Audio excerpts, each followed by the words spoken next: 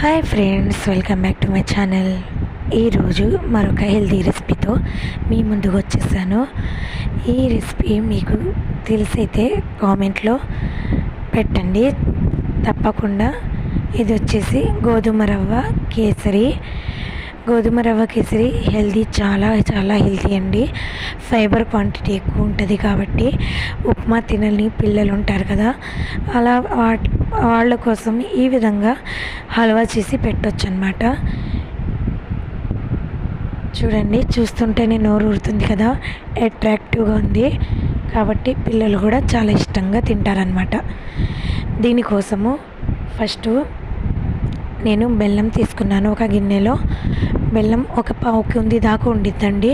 పావు కుంది వరకు బెల్లం తీసుకున్నాను. గోధుమ రవ్వ వచ్చేసి 2 కప్పులు తీసుకున్నాను అనమాట. 2 కప్పులు గోధుమ రవ్వకి పావు కుంది బెల్లం తీసుకున్నాను. కొంచెం అందులో పంచదార యాడ్ చేశాను టేస్ట్ కోసము.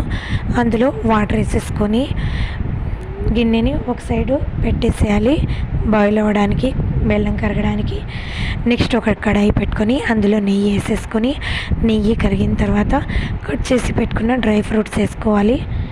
బాదం, ఇది చూడండి బాయిల్ అవుతుంది కదా, బాదం ముక్కలు, కాజు మరియు పుచ్చకాయ గింజలు, కర్బూజా గింజలు అంటారు కదా, కర్బూజా గింజలు మరియు పంకిన్ సీడ్స్, ఇంకా కిస్మిస్, ఇవన్నీ వేసుకొని నెయ్యిలో దూరగా ఫ్రై చేసేసుకోవాలి. పాకం ఎక్కువ పాకంలాగా రాకూడదండి. బెల్లం అయితే కరిగితే చాలు, మనకు కరిగేదాకా పెట్టాలి అంతే, పాకం వచ్చేదాకా అవసరం లేదు. కొంచెం కరిగిన తర్వాత బెల్లము కట్టేసేసేయండి. చూడండి, డ్రై ఫ్రూట్స్ సైడ్కి తీసేసుకున్నాం కదా, అదే నెయ్యిలో మనం తీసుకున్న గోధుమ రవ్వని రోస్ట్ చేసుకోవాలి, అంటే ఫ్రై చేసుకోవాలి. చక్కగా రోస్ట్ అయ్యే విధంగా కలుపుతూ ఉండాలన్నమాట. మంచి సువాసన వచ్చింది, అంటే గోధుమ రవ్వ ఫ్రై అయిన స్మెల్ వచ్చింది అన్నమాట. అప్పుడు మనము ఆపేసేయాలి. చూడండి, కలర్ చేంజ్ అయిపోయింది. గోధుమ రవ్వ కూడా మంచి స్మెల్ వస్తుంది. ఇప్పుడు గోధుమ రవ్వ చక్కగా ఫ్రై అయిపోయింది అన్నమాట. ఇందులో 4 యాలకులు దంచి వేసేసుకున్నాను. ఇప్పుడు ఇందులోకి మనము కరిగిచ్చి పెట్టాం కదా బెల్లం వాటర్, చూడండి ఆ బెల్లం వాటర్ని వేసేసుకోవాలి.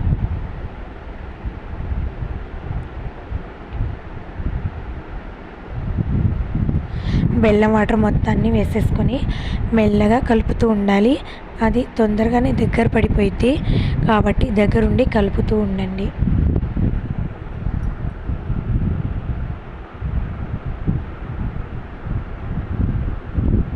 చూడండి, నీళ్ళు చాలా తొందరగానే అబ్జర్వ్ అయిపోయినాయి.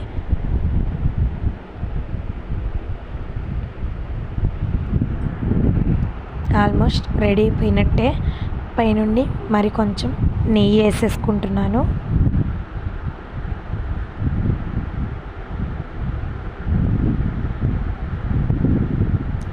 నెయ్యి వేసి చక్కగా కలిపేసేసేయండి. చూడండి, దగ్గర పడుతూ ఉంది కదా. మీరు మాత్రం సేమ్ ఈ ప్రాసెస్లో గోధుమ రవ్వ హల్వా చేసి పిల్లలకి పెట్టారంటే గిన్నె ఖాళీ చేసేస్తారు. చూడండి, నేను మాటిస్తున్నాను, అస్సలు కొంచెం కూడా వదిలిపెట్టరు, అంత టేస్టీగా ఉండిద్ది.